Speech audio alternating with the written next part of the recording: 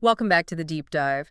Our mission here, as always, is to take these absolutely massive, often tangled narratives and really boil them down, get to the core context, the psychology, the why behind these legendary figures. Yeah, the essentials. Exactly. And today, well, we are tackling maybe one of the most destructive, most complicated figures ever forged, the Lich King. Oh boy. Yeah, this one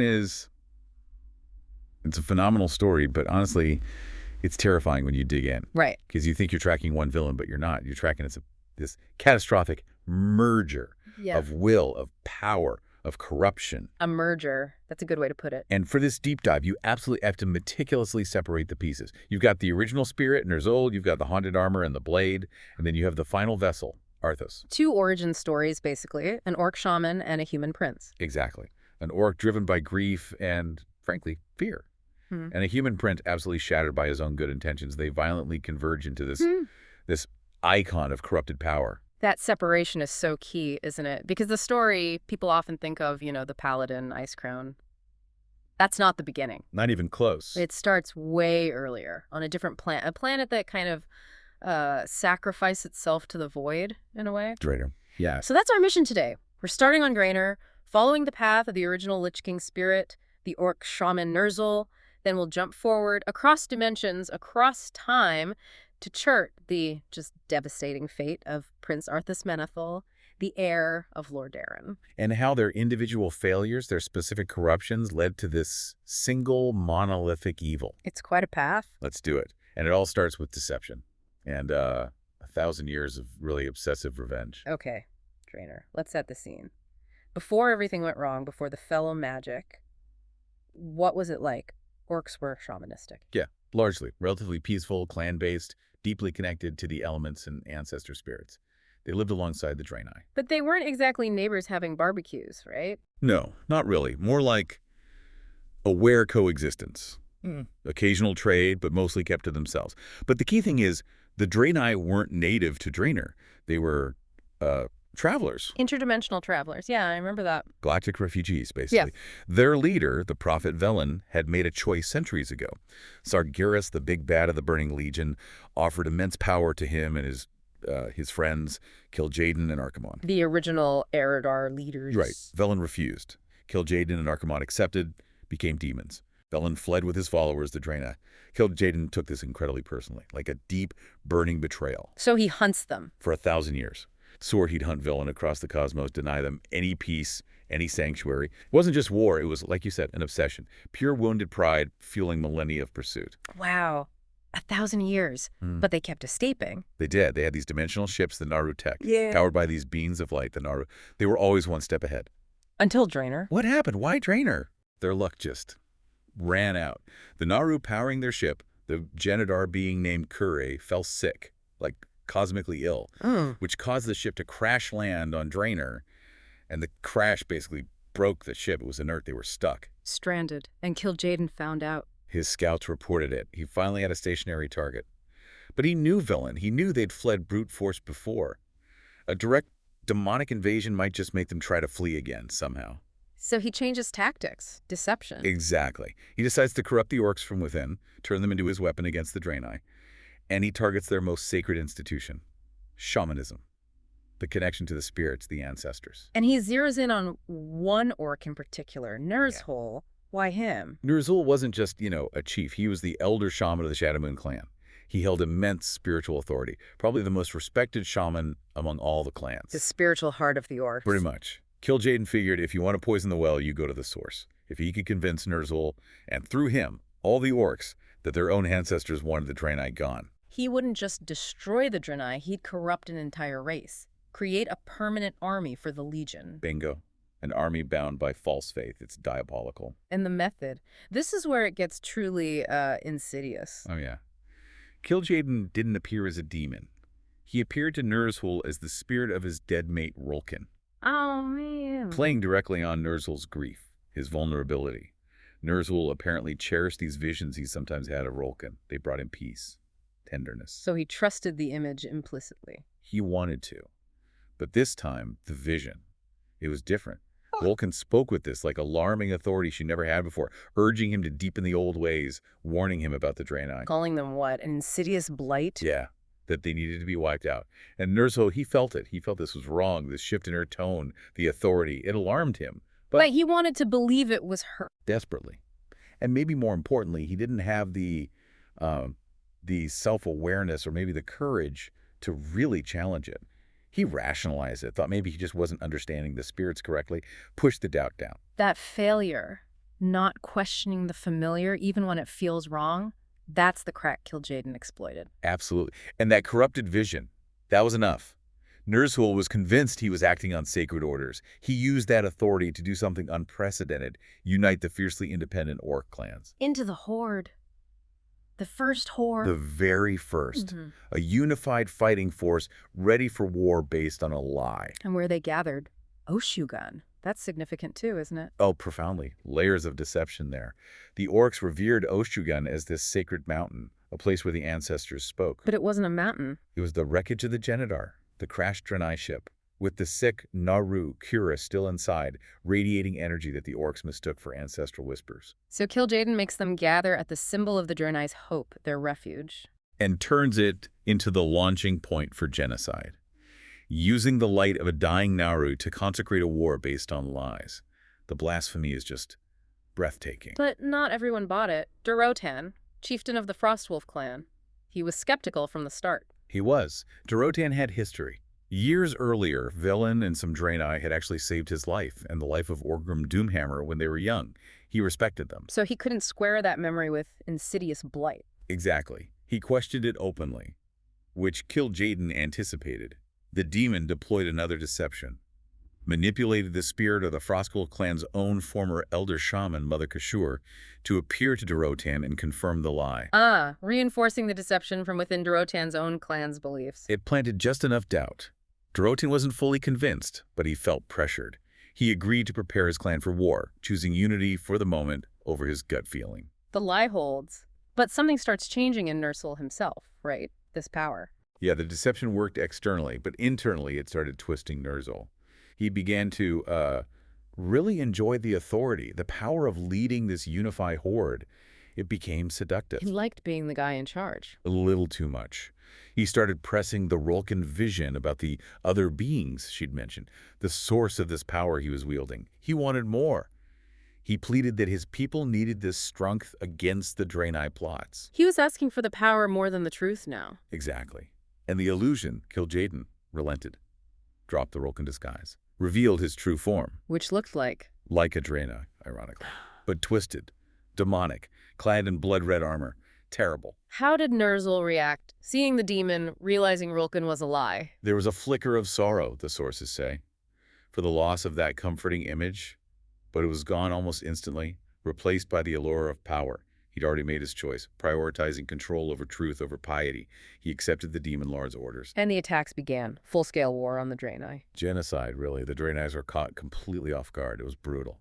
Velen, the prophet, did he try to stop it? He did. Ever the peace seeker, the pragmatist, he sent a message to Ner'zhul, asked him to meet at Oshu'gun to consult the wiser beings inside the Naru, hoping they could find a way to heal the rift. A direct appeal to Ner'zhul's shamanic roots. But Ner'zhul was too far gone, or maybe too scared to Kil'jaeden. When the message arrived, Kil'jaeden was there, and so was Ner'zhul's apprentice, Gul'dan. Gul'dan. Ambitious, very. Both the demon and the apprentice pushed hard for war. Ner'zhul hesitated. Attacking unarmed people still bothered him, but he couldn't bring himself to defy Kil'jaeden openly. He ordered Durotan to capture Velen instead. But Durotan, he didn't do it, did he? He met Velen, spoke with him, and in this moment of real moral clarity, remembering the past kindness, he let Velen go. An act of quiet rebellion. How did Ner'zhul react to that?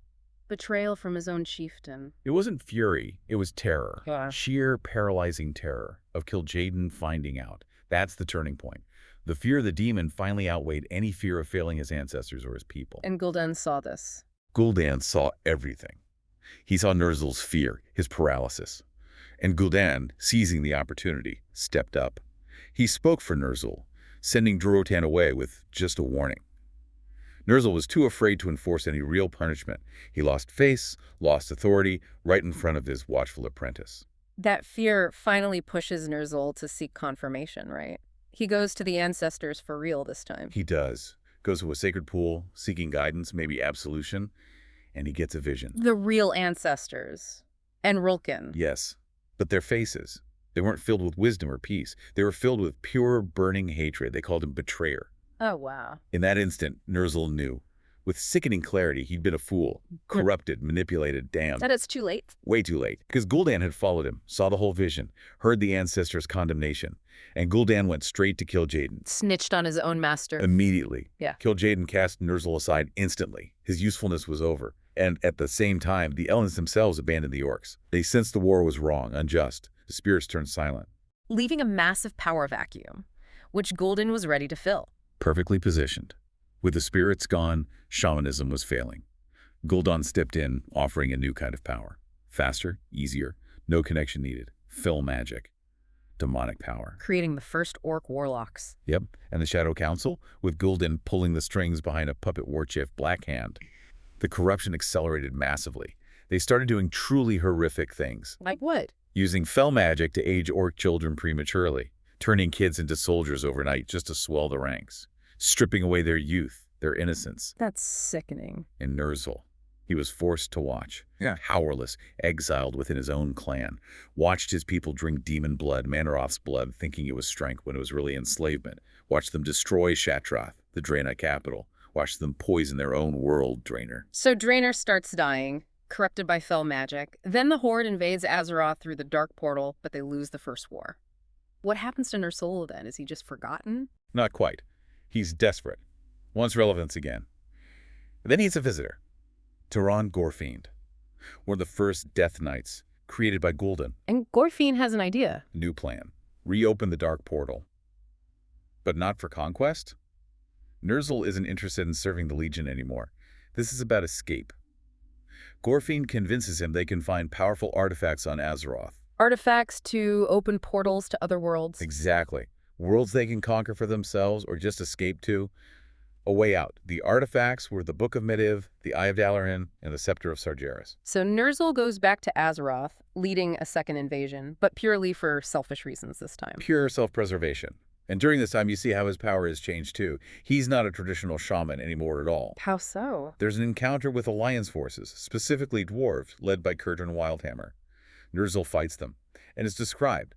He's not asking the elements for help. He's forcing them, bending sand and stone to his will through sheer raw power.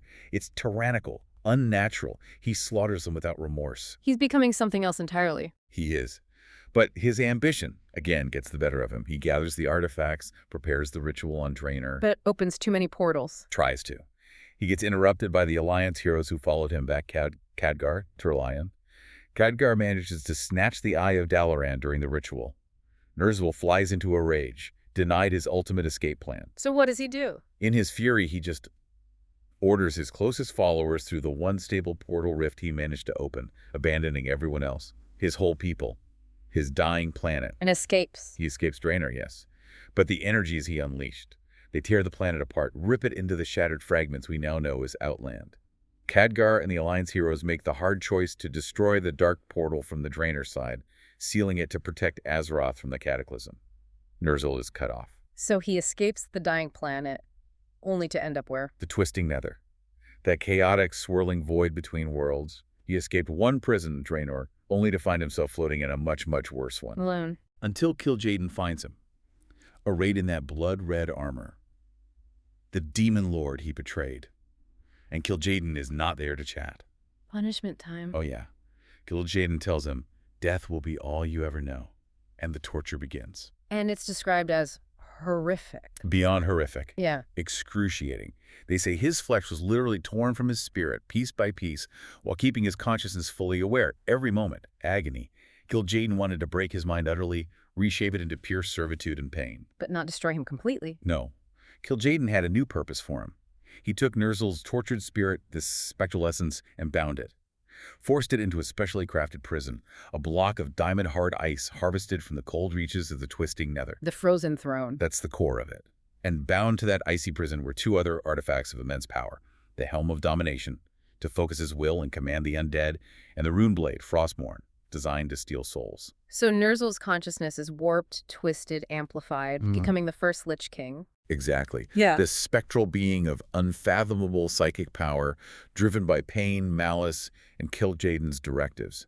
And this prison, the Frozen Throne, containing the helm, the blade, and Ner'zhul's spirit. Kil'jaeden hurled it across the cosmos. Towards Azeroth. Towards Northrend. It slammed in the ice-crowned glacier, burying itself deep, became the seat of the Lich King's power. And Ner'zhul, now the Lich King, immediately began to explore his new abilities. Experimenting. Reaching out with his mind, enslaving the local life, spreading the plague of undeath, creating the first wave of the scourge. And this leads to the War of the Spider against the Ner'zhulians. Yeah, that's a really important early conflict. The Ner'zhulians, these intelligent insectoid beings, were immune to the plague, immune to his mind control initially. They fought back hard. But he defeated them. He did. And here's the terrifying part. He couldn't control their minds while alive, but his necromantic power let him raise their corpses, perfectly obedient undead soldiers. Oh, that's grim. And then, the ultimate power move. He adopted their unique subterranean architectural style for his own fortresses and necropolises. Why? Just because it looked cool? No, it was a statement. He was saying, even your unique culture, your resistance, your very bodies will serve me in death, integrating the defiance of his enemy into his own power structure. It's chilling. So he's building his power base in Northrend, consolidating, but Kil'jaeden still has plans for him, right? Soften up Azeroth for the Legion. That was the idea. But Ner'zhul needed an agent in the human kingdoms, someone to spread the plague south, create the cult of the damned. And that's where kel'thuzad comes in. Exactly. Kel'thuzad, a powerful human archmage from Dalaran, ambitious, maybe a little disillusioned. He was one of the first prominent figures to hear the Lich King's psychic call. And he answered it. He traveled to Northrend. Ner'zhul showed him visions, the power, the inevitability of the scourge, the horror of the plague. Kel'thuzad was initially terrified, but the promise of forbidden knowledge, of immense power, it seduced him. He swore allegiance. Recognizing the Lich King could read his thoughts, knew his ambition. Right, and you see the pattern here. Kil'jaeden corrupted Ner'zhul through grief and faith. Ner'zhul, as the Lich King, corrupted Kel'thuzad through ambition and the promise of power. Psychological manipulation, not just brute force. It really sets the stage perfectly for the next target, doesn't it? The ultimate vessel, someone corrupted not by overt evil, but by a fatal flaw in his own noble intentions. Prince Arthas Menethil. Okay, so shift focus.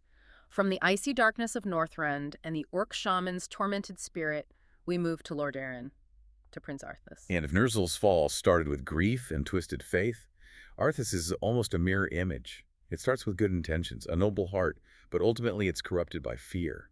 Fear of failure. He starts off so promising, though. The sources paint him as this, golden boy. Generous, popular with the common folk. Absolutely. Groomed for the throne, but relatable. We know he was there for the birth of his horse, Invincible. That connection was important early on. Right, and he trained as a paladin. Yeah, he did. Trained by Mirrodin Bronzebeard, the dwarf warrior. Mirrodin pushed him hard, but deeply respected him. Arthas also befriended Varian Wrynn, the young king of Stormwind, who was a refugee in Lordaeron after Stormwind fell. Showed compassion early on. And the romance. Yeah. Shayna Proudmoore. Yeah, the talented apprentice of Archmage Antonidas. They had this genuine connection. Stolen moments, picnics, snowball fights, young love. Arthas was devoted. But there was rivalry. Kella's Sunstrider. Oh, yeah. The High Elf Prince, Kel'thuz, also courted Jaina. Openly. Which probably just made Arthas feel more possessive, more certain. Yeah. But that certainty, it didn't last. At the Great Hesitation, during the Winter Veil Feast. Exactly. The reality of marriage, the crown, the responsibility, it started to weigh on him. He felt unready, overwhelmed by the burden he saw coming. He feared he'd fail Jaina, fail his kingdom. So he broke it off. He did. Not out of lack of love, but out of fear of future failure. A decision driven by his own insecurity, and he regretted it almost immediately. It haunted him. That fear of failure, that seems to be the key vulnerability for him. It absolutely is. And then comes the incident that cements it. The event that really provides the psychological bedrock for his later whatever-it-takes mentality. The loss of Invincible. His horse. This isn't just a minor detail, is it? No, it's crucial. Often overlooked, but it defines him. He was young, maybe 7 years after Invincible was born. He takes the horse out riding, despite a growing blizzard. Showing off, maybe a bit reckless. And the horse gets injured. Badly. Tries a jump, slips on ice. Shatters its forelegs, completely broken. They're trapped in the blizzard. Arthas can't get help. His father, Uther, they're not around. No healers nearby. An impossible situation. You have this horrible choice. Leave invincible to freeze and suffer a slow, agonizing death, or give him a mercy killing. with his own sword. The agony of that moment, having to kill the creature he loved most, because circumstance and maybe his own recklessness put him in that position. It fundamentally twisted him. He couldn't face the truth of it. He lied, told everyone it was just a tragic accident, didn't admit his role, his choice. And in that moment of justifying the lie to himself, he made a vow. The vow. That if anyone, anything, ever needed protection again, if sacrifices had to be made for the greater good, he would do whatever it takes. No hesitation, no price too high. He confused necessity in that one horrible moment with a universal principle. He decided he would bear any burden, make any sacrifice to prevent suffering. But it's based on a self-deception, on avoiding the guilt of that first terrible sacrifice. Yeah, exactly. It's an ironclad resolve born from trauma and self-betrayal, and that single-mindedness, that refusal to compromise or reconsider once he decided something was necessary, that's what dooms him. And right on cue, the scourge appears. Reports of a plague in the Northlands. Perfect timing for someone with Arthas's new zealous determination. Archmage Antonidas sends Jaina to investigate, teaming her up with Arthas. A chance for them to reconnect, maybe. But before they even leave, there's another warning ignored, right? Medivh. Yeah, the prophet Medivh appears again. Tries to warn King Tyrrhenus, Antonidas, the whole council. Tells them to abandon the eastern kingdoms, sail west to Kalimdor, escape the coming storm, the burning legion. And they dismiss him. Call him a madman. Insist they'll protect their people their way. Staying put, tragically echoing Arthas's own growing hubris, that self-reliant certainty. So Arthas and Jaina head north. What do they find? They find the plague is real. It's spreading through contaminated grain shipments, and they track the source to the cult of the damned, led by Kel'thuzad, the necromancer Ner'zhul recruited. The very same. Arthas confronts him, fights him, captures him, kills him. Seems like a victory. But Kel'thuzad just laughs it off as he dies. Taunts Arthas. Says his death means nothing. The plague is already too far spread. The damage is done. Which just fuels Arthas's desperation. Totally. Leads directly to the point of no return. Stratholme. The city they get there and find. The horrifying truth. The infected grain, it wasn't just stored there. It had already been distributed. Baked into bread. Eaten by almost everyone. The entire city population was infected. Doomed to turn into mindless scourge. Oh, God. And Arthas, remembering Kel'thuzad's words, seeing the potential wave of undead about to rise, he makes the call, based entirely on his vow, whatever it takes. The purge of Stratholme. He decides the entire city must be purged, killed, before they turn, to prevent them from slaughtering the surrounding countryside, a brutal, horrific calculus. And Uther, his mentor. Uther, the Lightbringer, is horrified, refuses, delivers that iconic line, "You are not my king yet, boy, nor would I obey that command if you were." He sees it as mass murder, not military necessity. How does Arthas react to being defied by Uther? He sees Uther purely as an obstacle, an impediment to doing what must be done. He relieves Uther of command on the spot, suspends him and his paladins from service. Ruthless. What about Jaina? Does she try to stop him? She tries desperately to reason with him, begs him to find another way. But Arthas is locked in. Deafened by his own conviction, he pushes her away too. Asks her if she'd rather watch them die cleanly now or become monsters forced to kill everyone they ever loved. He poses it as the only choice. He truly believes it is. Jaina can't stomach it. She turns her back, heartbroken, leaves with Uther. Arthas is left alone, with only the soldiers still loyal to him, to carry out the slaughter. And the sources mention something about his hammer.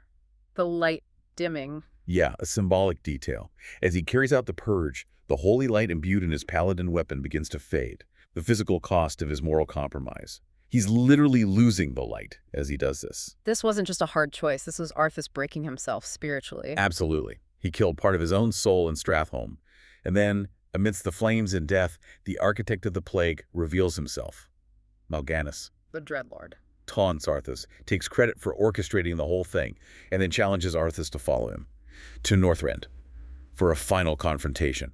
And Arthas, broken and now obsessed with vengeance. He takes the bait, completely consumed, follows Mal'Ganis immediately, arrives in Northrend, hell-bent on revenge. And who does he run into? Murid in Bronzebeard, his old mentor. Yep. Murin's there with his own expedition, searching for legends, specifically searching for a powerful, ancient rune blade, Frostmourne. Oh boy, here we go. But before they find it, another chance for Arthas to turn back appears.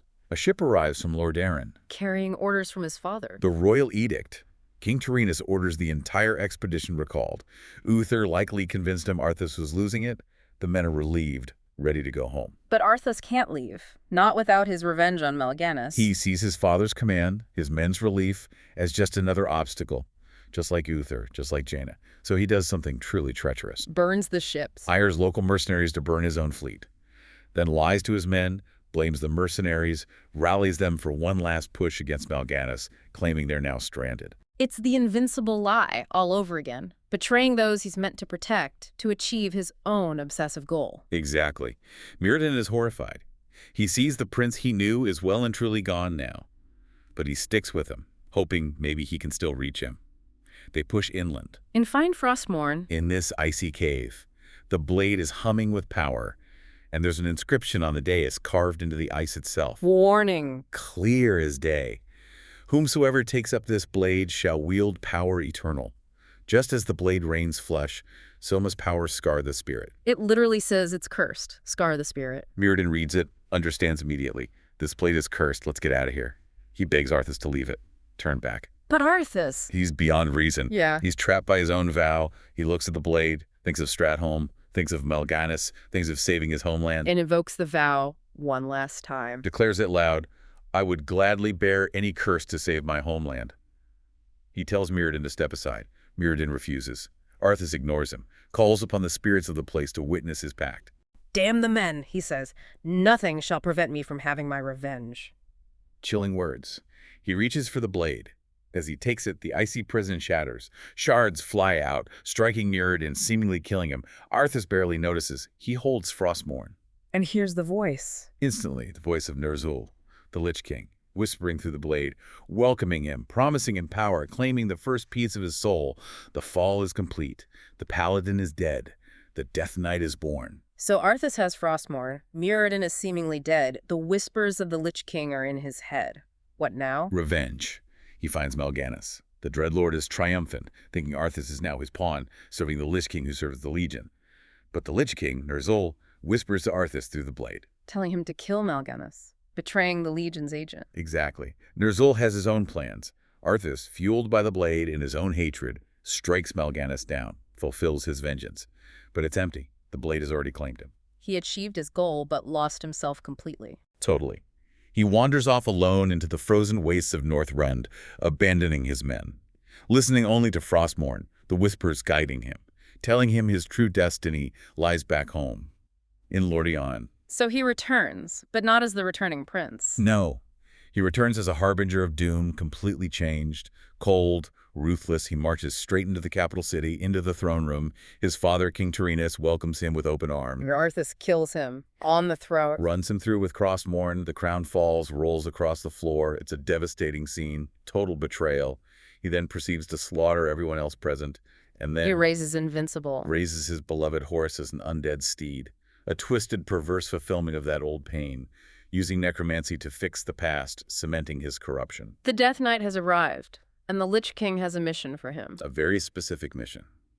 Resurrect Kel'thuzad, not just as undead, but as a powerful lich, which requires two things, Kel'thuzad's physical remains and a massive source of magic. Where are the remains? Uther, the Lightbringer, had secured them after Kel'thuzad's first death, kept them safe. So Arthas hunts down Uther. His own mentor, the man who refused the Stratholme order. The ultimate symbol of the path Arthas rejected. They fight. It's brutal. Uther is powerful, but Arthas, empowered by Frostmourne and the Lich King, is relentless. He kills Uther. Another mentor fallen. And then, the ultimate act of desecration. King Tyrrhenus' ashes were stored in a special sacred urn. Arthas needs something to transport Kel'thuzad's fragile remains. You wouldn't? He does. He dumps his own father's sacred ashes onto the ground, uses the urn for the necromancer's bones. The sources say the ashes flare with light as they scatter, blinding the Death Knights momentarily. A final, futile protest of the light against his actions. Arthas just dismisses it. Mission first. Unbelievable. Okay, remains secured. Now the power source. The Sunwell. The fount of arcane magic for the High Elves, hidden deep within their kingdom of Quel'Thalas. So he invades the High Elven Kingdom. Marches his new Scourge army right through it. The land itself is described as being blighted by their passage, leaving this unhealing wound across the forest, the Dead Scar. And the elves defend their home. Sylvanas Windrunner. The Ranger General Sylvanas puts up a fierce defense. She's brilliant, tenacious, harries his army constantly. But Arthas, guided by the Lich King's tactical knowledge and his own ruthlessness, eventually corners her, defeats her, kills her. But he doesn't just kill her. No. Ner'zhul's influence, maybe Arthas' own cruelty now, he decides death is too kind. He rips her soul from her body, raises her instantly as a spectral banshee, enslaves her mind, forces her into his service, makes her watch as he marches to the Sunwell. That's personal, beyond strategic cruelty. It guarantees her future actions will be driven by that same level of obsessive vengeance that drove Arthas. He creates his own future nemesis right there. Then he uses the Sunwell's immense power to filing it completely, to resurrect kel'thuzad as an incredibly powerful lich. Mission accomplished for the Lich King. Kel'thuzad is back. What's his first job? Summon the big boss, Archimonde, the Erdar demon lord, Kil'jaeden's right hand, leader of the Burning Legion's invasion forces. How does he do that? With the Book of Menethil, the artifact Arthas had presumably recovered. Or perhaps kel'thuzad directed him to it after killing Archmage Antonidas in Dalaran. Kel'thuzad uses the book to open a massive portal. Archimonde steps through onto Azeroth. And Archimonde takes command. Immediately takes command of the Scourge from the Lich King. Ner'zhul and Arthas, their immediate purpose fulfilled, are basically sidelined. Footnotes in Archimonde's grand invasion plan. But Ner'zhul, the original spirit in the helm, he's not happy just being a footnote, is he? He's always scheming. Always. He knows if the Legion wins completely, he remains Kil'jaeden's puppet forever. He needs the Legion weakened or distracted. He needs leverage. So he looks for an opportunity to sabotage them. And he finds one. Through Arthas. Illidan Stormrage, the demon hunter, is on his own path, hunting demons, specifically the Dreadlord Tichondrius, one of Archimonde's key commanders. And Arthas, or Ner'zhul, controlling Arthas, helps Illidan. In a moment of cold, calculated self-interest, yeah. Arthas guides Illidan toward a powerful artifact, the Skull of Gul'dan, Ner'zhul's old apprentice's skull, still radiating fell energy. Why? Knowing Illidan would take its power for himself. But she does.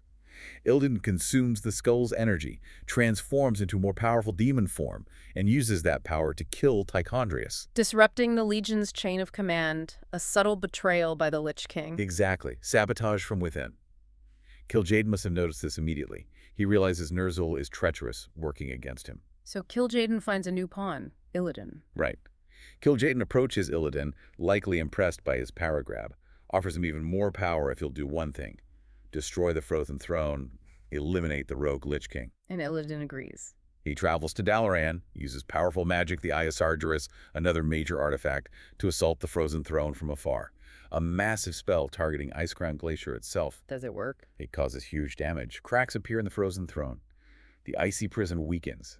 And crucially, the Lich King's power starts draining, leaking out. And this weakening has an immediate consequence back in Lordaeron. Sylvanas, the mental chains holding her break. As the Lich King's power falters, she feels her free will return. And she wants payback. Oh, desperately. She immediately conspires with the remaining Dreadlords in Lordaeron, Varimathras, Deathrock, Balnazar, who also see a chance to seize power now that Archimonde is gone, defeated at Mount Hyel, and the Lich King is weak. They set an ambush for Arthas. How does it go down? Sylvanas lures Arthas into a trap, shoots him with a specially crafted poisoned arrow, paralyzes him. She intends to torture him, make him suffer slowly, just like she suffered. Does she succeed? Almost. But kel'thuzad arrives just in time, fights off the Dreadlords, rescues the paralyzed Arthas, and gets him away. Close call. Very. Arthas is severely weakened. He feels his own power, his essence, draining away, flowing back towards the damaged Frozen Throne in Northrend. He realizes Ner'zhul is calling him back. He has to return, now. To merge fully, to prevent the power from dissipating. Or maybe Ner'zhul is trying to reassert control. Or perhaps the weakening prison means the two spirits must merge to survive.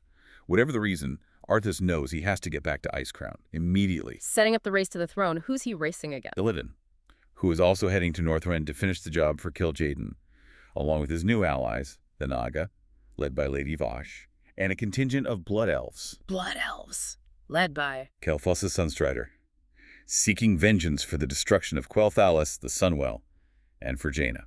So Arthas has Illidan, Kael'thas, and the Naga chasing him back to Northrend. How does he get there first? He needs a guide through the underground passages beneath Northrend, the ancient kingdom of Azjol-Nerub, and he finds one in the resurrected Nerubian king, Enobarak. one of the powerful undead Nerubians raised during the War of the Spider. Anubarak guides him through the treacherous tunnels, bypassing Illidan's surface forces. Smart move, but they still encounter resistance. Kel'thuz catches up. He does. There's a confrontation. Kel'thuz, burning with rage, fights Arthas, and he tries to use psychological warfare, taunts Arthas about Jaina. What does he say? Something like, "I took your woman, held her." Trying to provoke a reaction, find a weakness. Arthas seems coldly indifferent at first, but then Kel'thuz twists the knife, whispers something like, "She hates you now," and manages to wound Arthas. Does it work? Does Arthas falter? For a split second, a flicker of doubt, maybe regret, is described, a hint of the man he was, but Frostmourn's influence, his own resolve. He pushes it down, dismisses it as weakness, defeats Kel'thuz, forces him to retreat. One obstacle down, then Illidan. They finally reach Icecrown Glacier. Illidan is there, waiting at the base of the Frozen Throne spire. They duel. A brutal fight between the Death Knight and the Demon Hunter. Who wins? Arthas. He runs Illidan through with Frostmourne. Doesn't kill him outright, but leaves him bleeding, dying in the snow. The path is finally clear. He ascends the spire, reaches the Frozen Throne itself, this massive block of ice pulsing with power. He shatters the remaining ice with Frostmourne, reveals the Helm of Domination resting within. He reaches for it, picks it up. And as he puts it on, the merging happens. But it's not just power flooding in, is it? There's a vision. A profound internal psychological confrontation. The absolute climax of his story. As the helm settles, he sees three figures within his mind's eye. Who are they? Himself, as the Death Knight. The spectral, decrepit orc spirit of Ner'zhul, leering, triumphant, ready to join forces. Yeah. And a child. A small, frail, sick human boy, pleading. The novelization describes this child as representing everything Arthas had lost. His humanity, his compassion, his capacity for love, especially his feelings for Jaina, the last vestiges of the good man he once was. So it's a final choice. Ner'zhul offers power. The child offers redemption. A way back. Yeah. The child smiles, apparently tells him it's not too late, they can still be saved. Yeah. But Arthas, in this moment of ultimate self-betrayal, he doesn't see salvation in the child. He sees weakness. The weakness that made him hesitate, that made him feel guilt. Exactly. The flaw that led to Stratholme, the burning ships, all the compromises. He sees the child as the source of that conflict, that pain. And he makes his choice. He attacks the child, his own humanity. Frostmourne appears in his mental hand. He impales the spirit of the pleading child.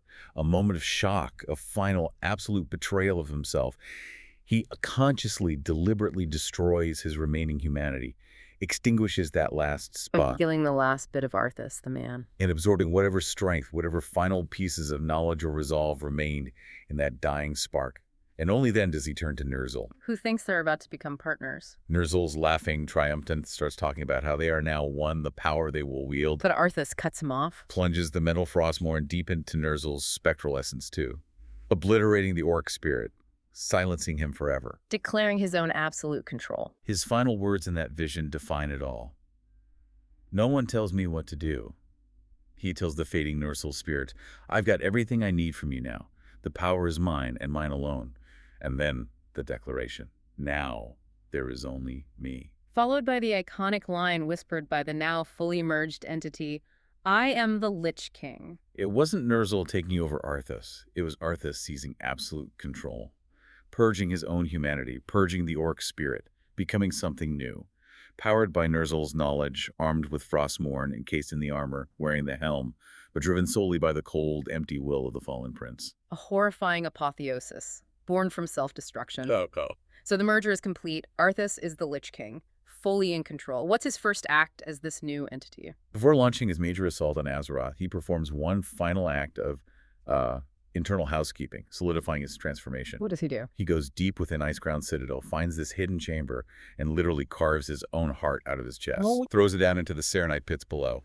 It was partly symbolic, removing the seed of emotion, compassion, love, and also maybe practical, ensuring he couldn't physically feel pain or bleed in the same way, guaranteeing absolute emotional detachment.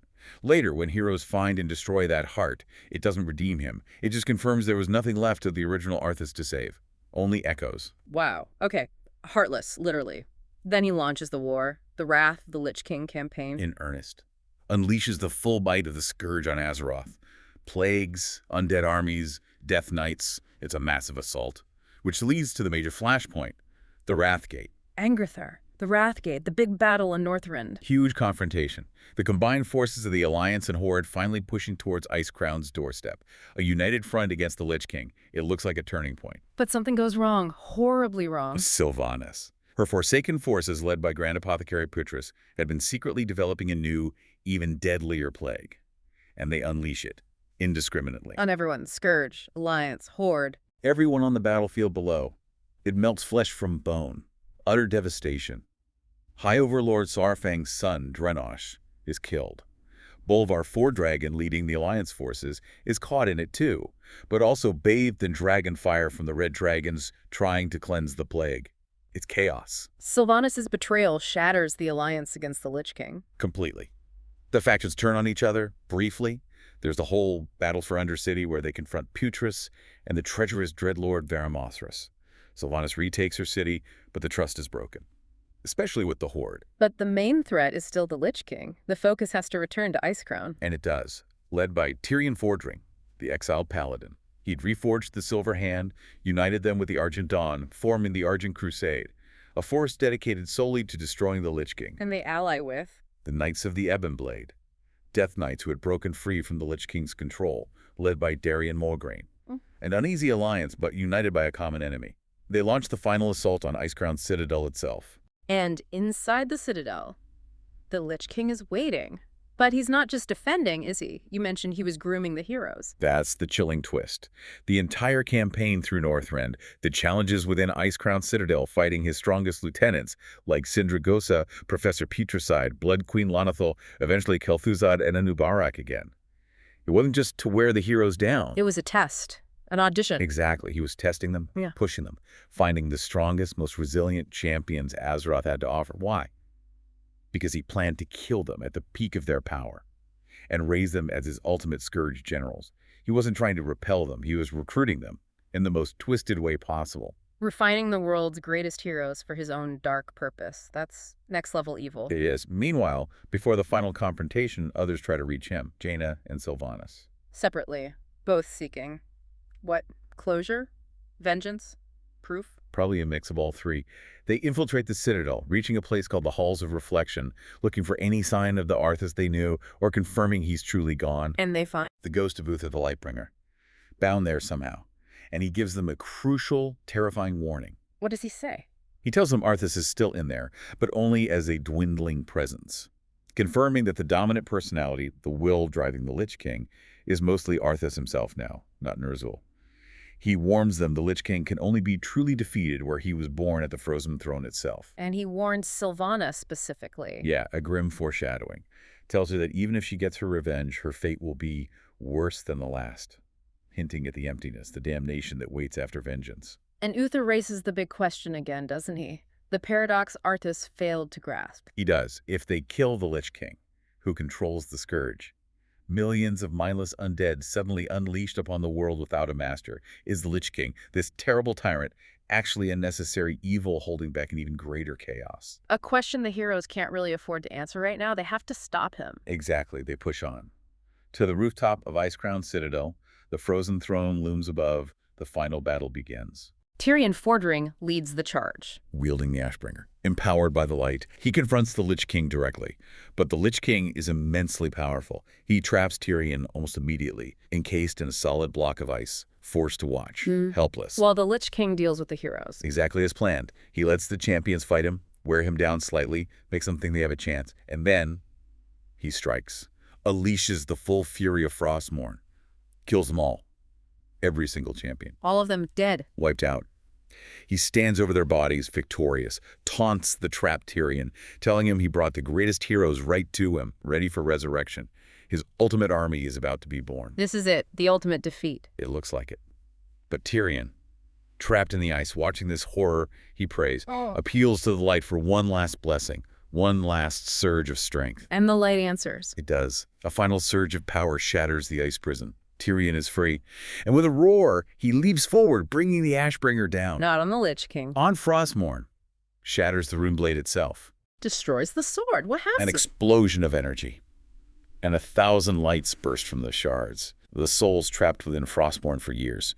Uther, King Tyrannus, countless others are suddenly free. and they swarm the Lich King, vengeful spirits lifting him into the air, paralyzing him They momentarily. claim the hero's a chance. Tyrion uses the light to resurrect the fallen champions. They get back up, stunned but alive. And together they attack the weakened, soul-assaulted Lich King. And finish him. They do. He falls, defeated. The helm of domination clatters from his head, and as he lies dying, the blue light fades from his eyes. He looks up at the spirit of his father, Tyrannus, hovering nearby. And his last words. A moment of clarity, Oh. of realization, maybe just seeing the void ahead. He whispers, "Father, is it over?" Tyrannus confirms it as Arthas' eyes close, and he says, "I see only darkness for me." And then he's gone. The Lich King is dead.